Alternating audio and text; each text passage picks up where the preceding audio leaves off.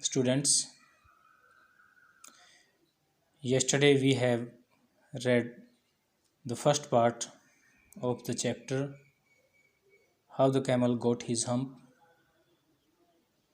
of the book It So Happened of 8th class, and today we are going to read and translate the second part of this chapter.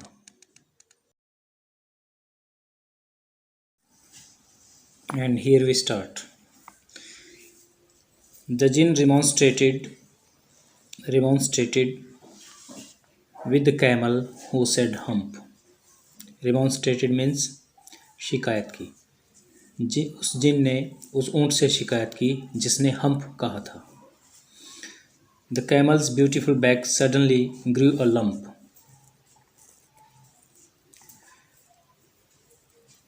ऊंट की सुंदर पीठ पर अचानक से एक गांठनुमा आकृति उभर आई।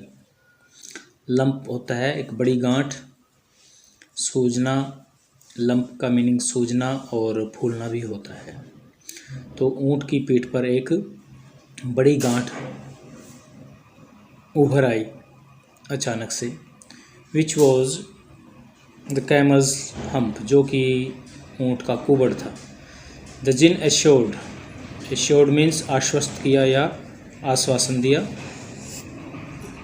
The jinn assured the camel his hump would always be a help not a hindrance. Hindrance होता है बाधा या रुकावट। जिन ने उस ऊंट को आश्वस्त किया कि उसका कुबड़ उसके लिए हमेशा सहायक होगा,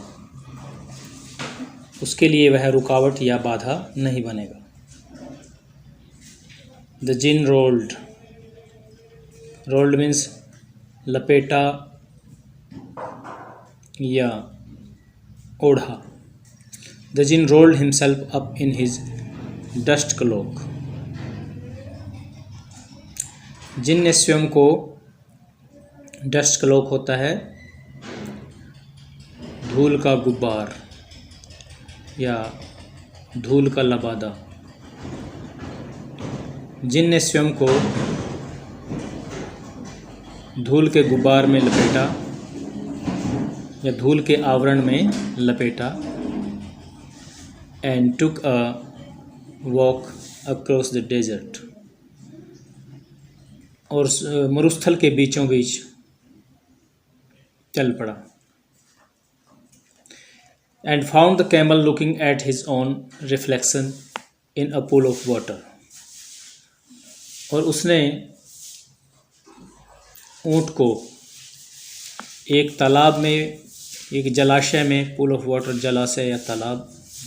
रिफ्लेक्शन मीन्स होता है प्रतिबिंब या परछाई। और जिन ने ऊंट को पानी के तालाब में अपनी परछाई को, अपने प्रतिबिंब को देखते हुए पाया।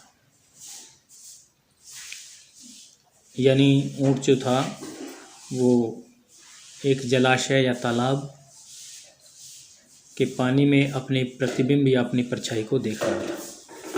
माई फ्रेंड सेड द जिन, जिन ने कहा मेरे दोस्त, what's this I hear of your doing no work. यह क्या है, मैं सुन रहा हूँ कि तुम कोई भी काम नहीं कर रहे हो। The jinn sat down with his chin in his hand. जिन अपने हाथ पर अपनी ठोड़ी को रखकर बैठ गया। While the camel looked at his own reflection in the pool of water, और जबकि ऊंट तालाब के पानी में अपनी परछाई को देखता रहा। You given the 3 extra work ever since Monday morning, all on account of your idleness. On account of की वजह से, के कारण से।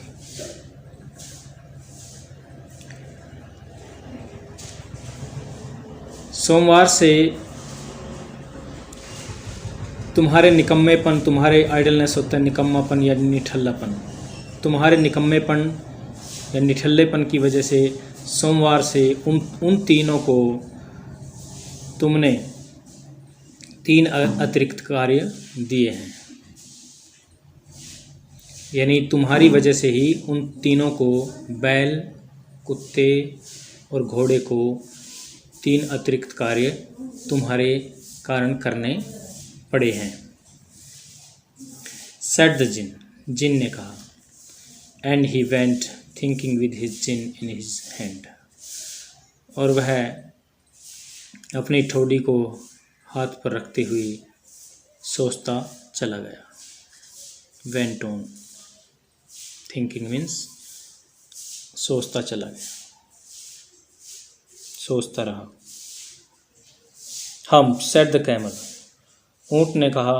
Hump, I shouldn't say that again if I were you, said the jinn, जिन ने कहा यदि मैं तुम्हारी जगह होता तो मैं दोबारा वैसा न कहता, अर्थात मैं बार बार दोबारा हम्प न कहता। You might say it once too often, तुमने इसको कई बार कहा होगा, यानी हम्प शब्द जो है तुमने कई बार बोला होगा। I want you to work, मैं तो तुमसे काम करवाना चाहता हूँ, मैं चाहता हूँ कि तुम काम करो। And the camel said hump again, और ऊँट ने फिर से कहा hump. But no sooner had he said it than he saw his back that he was so proud of puffing up into a great big hump। परंतु जैसे ही उसने वैसा कहा, यानी जैसे ही उसने हम्प बोला, तो उसने अपनी पीठ को देखा जिस पर उसको बहुत गर्व था। प्राउड मीन्स जिस पर उसको बहुत गर्व था। पफिंग अप, पफ होता है, पफ मीन्स फूलना या सूजना, तो जो कि फूल कर एक बड़े कुबड़ में परिवर्तित हो रही थी। तो उसने अपनी पीठ को देखा जिस पर उसको बहुत ही गर्व था, वह उसकी पीठ एक बड़े कुबड़ में बदल गई थी, फूल कर एक कुबड़ में परिवर्तित हो गई थी या परिवर्तित हो रही थी। डू यू सी दैट, क्या तुम्हें दिखाई दे रहा है? सेड द जिन, जिन ने कहा। That's your very own hump, यह तुम्हारा स्वयं का कुबड़ है। That you have brought up on your very own self by not working, जो कि तुम्हारे काम न करने के कारण निकल आया है। टुडे इज़ थर्सडे, आज वीरवार है। And you done no work since Monday, और तुमने सोमवार से कोई भी कार्य नहीं किया है। व्हेन द वर्क बिगेन, तुमने सोमवार से, जब से कार्य शुरू हुआ था, तुमने कोई भी काम नहीं किया है। Now you are going to work, अब तुम काम करने जा रहे हो। How can I set the camel with this hump on my back, ऊँट ने कहा कि मैं एक कुबड़ के साथ काम कैसे कर सकता हूँ। That has a purpose, said the jinn, जिन ने कहा वही तो उद्देश्य है। All because you missed those 3 days, क्योंकि तुमने वो सभी 3 दिन गंवा दिए, क्योंकि तुमने जो सभी 3 दिन गंवाए उसी के कारण तुम्हें ये काम करना है, यही उद्देश्य है। You will be able to work now for 3 days without eating, अब तुम बिना खाए 3 दिन तक कार्य कर सकते हो। Because you can live on your hump, क्योंकि अब तुम अपने इस कुबड़ पर अपना जीवन निर्वहन कर सकते हो, अपने जीवन का निर्वाह इस कुबड़ पर कर सकते हो। क्योंकि ऊँट का जो कुबड़ होता है वह कई दिनों का भोजन और पानी उसमें इकट्ठा करके रख सकता है, और जो कि जिस कारण वह कई दिन बिना खाए और पिए जिंदा रह सकता है।